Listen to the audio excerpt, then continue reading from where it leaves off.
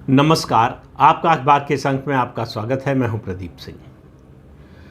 दिल्ली में global AI impact summit हुआ और इस एआई समिट में भारत की बड़ी प्रशंसा हुई।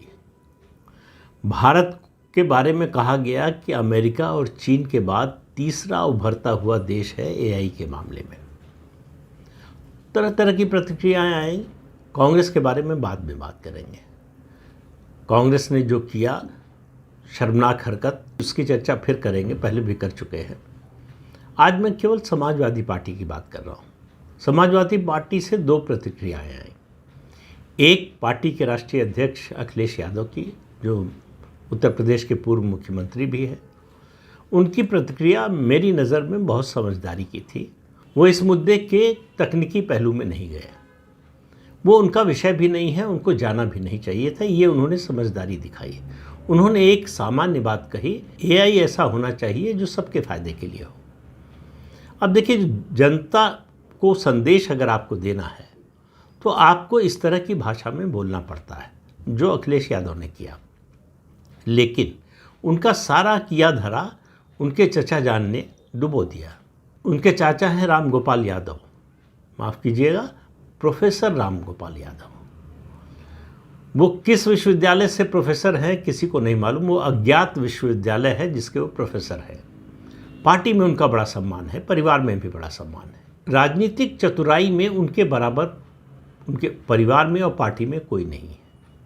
अब बताइए, ऐसा नेता कहाँ मिलेगा जो परिवार में और पार्टी में पिता पुत्र को आमने सामने खड़ा कर दे। उन्होंने अखिलेश यादव को उनके पिता मुलायम सिंह यादव के खिलाफ खड़ा कर दिया 2017 में। मुलायम सिंह यादव को पार्टी के राष्ट्रीय अध्यक्ष के पद से हटवा दिया, अपमानित करवाया पार्टी के सम्मेलन में और उनको हाशिए पर धकेल दिया। और उसके बाद हासिल क्या हुआ उनकी रणनीति से कि समाजवादी पार्टी के जो पुराने कार्यकर्ता थे, जो बुजुर्ग नेता थे, उनको ये बात बिल्कुल पसंद नहीं आई कि बेटा अपने उस पिता को, जिसने सबसे बड़ी जीत मिलने के बाद गद्दी सौंप दी बेटे को, उसके साथ इस तरह का व्यवहार करे। तो मुलायम सिंह यादव ने 2012 में 224 सीटें जिताई थी समाजवादी पार्टी को विधानसभा की। और चचा के कहने पर, उनकी रणनीति पर चलकर अखिलेश यादव 47 सीटों पर आ गए। इतनी कम सीटें समाजवादी पार्टी को कब मिली थी मुझे तो याद नहीं है। लेकिन उनका राजनीतिक चातुर्य देखिए, अब भी उनका पद और कद दोनों बरकरार है, पार्टी के अंदर और परिवार के अंदर भी। वो भावुकता में नहीं पड़ते। शिवपाल यादव भावुकता में पड़ गए और उन्होंने भाई का साथ दिया, तो न 3 के रहे न 13 में रहे। उनको पहले पार्टी के खिलाफ, अखिलेश यादव के खिलाफ बोला, फिर लौटकर पार्टी में आना पड़ा। अब पार्टी में हैं, लेकिन शोभा की वस्तु है, दिखाने के लिए है। जब बाई इलेक्शन डिम्पल यादव को लड़ना था, उस समय परिवार की एकता की बात आई तो शिवपाल यादव को भी बुलाया गया, जोड़ा गया। तब से वो पार्टी में हैं। उनको समझ में आ गया है कि इससे ज़्यादा उनको पार्टी में कुछ मिलना नहीं है। लेकिन प्रोफेसर साहब को देखिए, पहले भाई की मदद से, जिस भाई को अध्यक्ष पद से हटवाया उसकी मदद से राज्यसभा में जाते रहे, अब भतीजे की मदद से राज्यसभा में जाते हैं। चुनाव कभी नहीं जीते, जहाँ तक मुझे याद है। अगर आप में से कोई जानता हो कि वो कभी कोई चुनाव जीते हों तो ज़रूर बताना चाहिए। लेकिन मैं ये वीडियो राम गोपाल यादव पर नहीं बना रहा हूँ।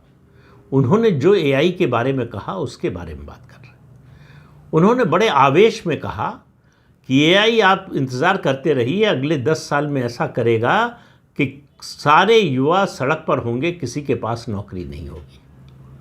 अब ये कहने की हिम्मत तो एआई का बड़े से बड़ा एक्सपर्ट, दुनिया से बड़ा अर्थशास्त्री, दुनिया का बड़े से बड़ा भविष्यवक्ता भी इस तरह की बात नहीं बोल सकता। लेकिन प्रोफेसर साहब हैं, कुछ भी बोल सकते हैं। उनको लगा कि उनके सामने उनके छात्र खड़े हैं जो कोई सवाल नहीं करेंगे। मीडिया से बात कर रहे थे और कहा और निकल गए। उनको लगा कि मैंने ब्रह्म वाक्य बोल दिया है, अब पूरी दुनिया का ध्यान इस पर होना चाहिए, एआई क्या करने वाली है। तो भारत में जितने लोग, जितने अर्थशास्त्री हैं या जितने टेक्नोलॉजी के एक्सपर्ट हैं या जितने साइंटिस्ट हैं या जितने अर्थशास्त्री हैं उनमें से किसी को समझ में नहीं आ रहा है कि एआई क्या करने वाला है। सिर्फ प्रोफेसर साहब को समझ में आ रहा है कि एआई क्या करेगा। तो ऐसे व्यक्ति को तो मेरा मानना है कि भारत रत्न मिलना चाहिए। भारत सरकार को चाहिए कि उनकी प्रतिभा का इस्तेमाल करे, उनकी प्रतिभा का सम्मान करे। लेकिन ये परिवार जो है, आप समझिए कि किस तरह से अपनी राजनीति करता है। मुलायम सिंह यादव और उनके परिवार के उनको मिलाकर कम से कम 3 सदस्य डिस्प्रपोर्शनेट एसेट्स केस में जेल जाते,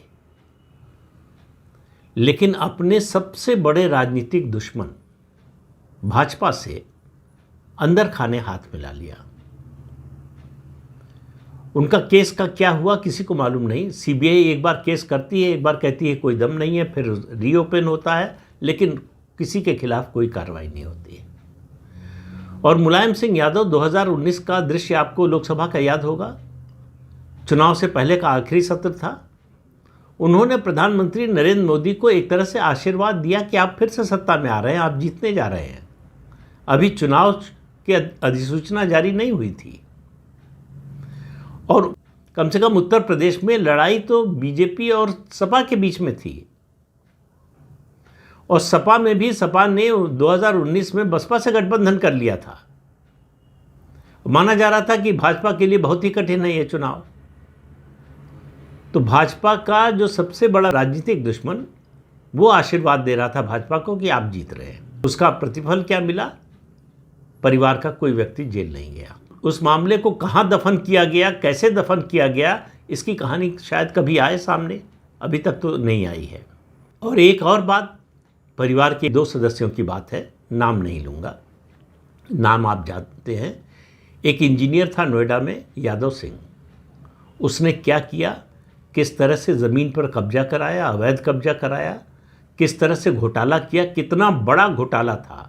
यादव परिवार के किसी व्यक्ति पर कोई संकट नहीं आया, क्योंकि उनको बचाने के लिए बीजेपी और केंद्र सरकार खड़ी थी और आज भी खड़ी है।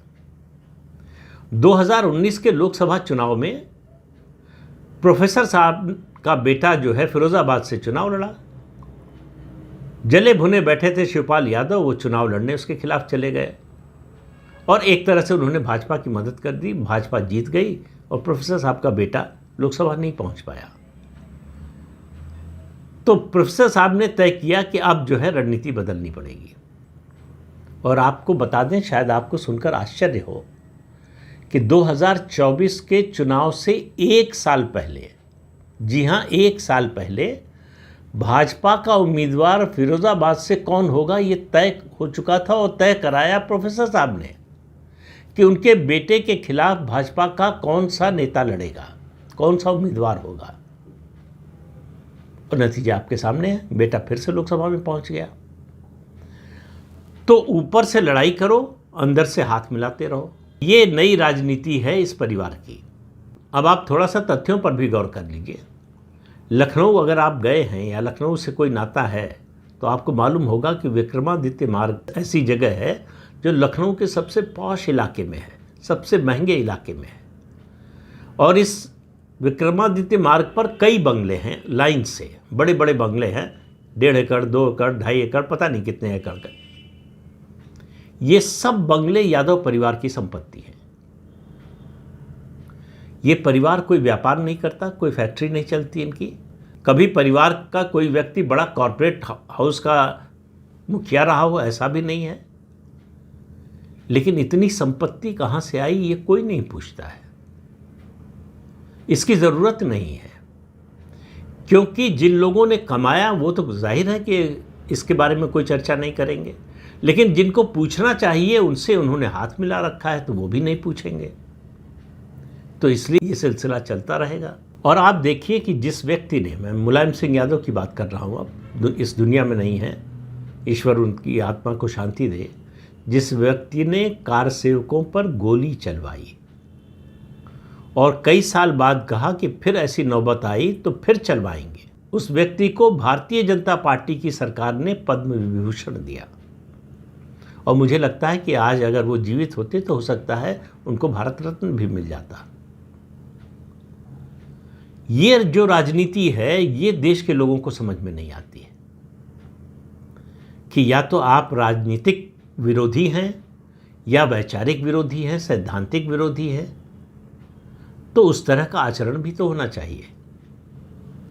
ये जो नूरा कुश्ती चलती है राजनीति में, उसकी वजह से जनता इस नतीजे पर पहुंचती है कि सब मिले हुए हैं, कोई फर्क नहीं है किसी पार्टी में, सब एक जैसे हैं। वरना मुझे बताइए कि मुलायम सिंह यादव के परिवार के पास ये अकूत संपत्ति कहाँ से आई, किस व्यापार से, किस तरीके से अर्जित की गई। और अगर पूरे प्रदेश को, देश को अगर ये तरीका समझा दें तो इस देश में सब अरबपति हो जाएंगे। लेकिन सवाल ये है कि इस पर सवाल कौन उठाए, प्रश्न कौन पूछे। बाहर आप सुनते होंगे कि अखिलेश यादव कैसे बोलते हैं भाजपा के खिलाफ, रामगोपाल यादव कैसे बोलते हैं, शिवपाल यादव कैसे बोलते हैं, उनकी पार्टी के दूसरे नेता कैसे बोलते हैं। अब मुझे तरस आता है उन दो लोगों पर। एक जो समाजवादी पार्टी के कार्यकर्ता हैं, क्या उनको दिखाई नहीं देता कि हम विरोध भी कर रहे हैं और जो है समर्थन भी कर रहे हैं अंदर अंदर। तुम्ही से मोहब्बत तुम्ही से लड़ाई, अरे मार डाला दुआई, ये गाना है हिंदी फिल्म का। उसी तरह का रिश्ता है भाजपा और समाजवादी पार्टी का। ये दोनों एक हैं कि अलग हैं, ये आप तय नहीं कर पाएंगे, और कहाँ एक हैं कहाँ अलग हैं ये भी नहीं तय कर पाएंगे। तो मुझे दूसरा अफसोस जो है उन छात्रों पर है जिनको प्रोफेसर साहब ने पढ़ाया है। अगर उनकी समझ, उनका ज्ञान ये है कि एआई 10 साल में इस देश के सारे युवाओं को बेरोजगार कर देगा, सबको सड़क पर ला देगा, तो आप समझिए जो उनसे पढ़कर आगे बढ़े हैं उनकी सोच क्या होगी, वो देश के लिए क्या करेंगे, देश के बारे में और नई टेक्नोलॉजी के बारे में, बदलती दुनिया के बारे में उनकी सोच क्या होगी। तो मामला कोई साधारण नहीं है। ये लग सकता है कि दो पार्टियों का मामला है, एक पार्टी के नेता ने कुछ बोल दिया विरोधी पार्टी के बारे में। ये विरोधी पार्टी का मामला नहीं है, राजनीतिक विरोध का मामला नहीं है, समर्थन विरोध का मामला नहीं है, ये देश का मामला है। जब आप देश के बारे में बात कर रहे हैं तो आपको सामान्य ज्ञान होना चाहिए, कॉमन सेंस होना चाहिए। एआई क्या है पहले ये जानना चाहिए, एआई पूरी दुनिया को कैसे बदल रहा है ये जानना चाहिए। लेकिन अगर आपको बिना अर्जित किए हुए ज्ञान बांटना है तो आप कुछ भी बोल सकते हैं, और अज्ञात विश्वविद्यालय के प्रोफेसर को तो सारी छूट है, कुछ भी बोल सकते हैं। तो प्रोफेसर साहब की प्रतिभा को, उनके ज्ञान को नमन करना चाहिए। इस तरह का ज्ञानी व्यक्ति जो है राजनीति में मुझे तो नहीं दिखाई देता कोई दूसरा। राहुल गांधी की बात मत कीजिएगा, वो एक्सेप्शन है, वो इस मामले में प्रोफेसर साहब के गुरु हैं। मुझे समझ में नहीं आता कि इस तरह का बयान देने से पहले ये नेता सोचते हैं कि मेरे बारे में लोगों की छवि क्या बनेगी, इस देश का पढ़ा लिखा वर्ग, पढ़ा लिखा युवा क्या सोचेगा। दरअसल ऐसे बयान देकर आप अपनी अज्ञानता का प्रदर्शन करते हैं, जिसको आप पेश करते हैं महान ज्ञान के रूप में। इस एक बयान से आप बता रहे हैं कि मुझे एआई के बारे में कुछ नहीं मालूम है, एआई मुझे समझ में नहीं आता है, एआई क्या करेगा इसके बारे में मेरा कोई अध्ययन नहीं है, ना तो किसी अध्ययन किए हुए व्यक्ति से मेरा संपर्क है या उससे मैंने बातचीत की है। लेकिन आपको सबसे अलग स्टैंड लेना है, आपको बताना है कि दुनिया में और ख़ासतौर से भारत में किसी को दिखाई नहीं दे रहा कि भविष्य में क्या होने वाला है, सिर्फ मुझे मालूम है, मैं जानता हूं कि एआई क्या करेगा। ये वही लोग हैं जो कंप्यूटर के विरोधी थे, हर उस बदलाव के, हर उस परिवर्तन का विरोध करते हैं जो देश में और दुनिया में हो रहा हो। विरोध में सबसे पहली कतार में खड़े नजर आते हैं, और उस समय लगता है कि दार्शनिक कोई बोल रहा है जो भविष्य को देख पा रहा है, और जो बाकी लोग हैं जो नीति निर्माता हैं उनको कुछ समझ में नहीं आता, वो कुछ जानते नहीं हैं। तो एआई पर दुनिया को अगर जानना हो, समझना हो, तो प्रोफेसर साहब की शरण में जाना चाहिए। वो बताएंगे कि एआई क्या करेगा। ऐसी विभूतियों को मेरा एक बार फिर से नमन है, आप सबको नमन करना चाहिए। ऐसे लोगों का सम्मान होना चाहिए, जिनको कुछ जानने की, कुछ समझने की ज़रूरत नहीं होती है, फिर भी वो भविष्य की बात कर देते हैं। तो इस अंक में इतना ही। अगले अंक में फिर मिलेंगे किसी नए मुद्दे के साथ। तब तक के लिए अनुमति दीजिए। आपसे अनुरोध है कि ये चैनल देखिए, शेयर कीजिए, लाइक कीजिए और सब्सक्राइब जरूर कीजिए। नमस्कार।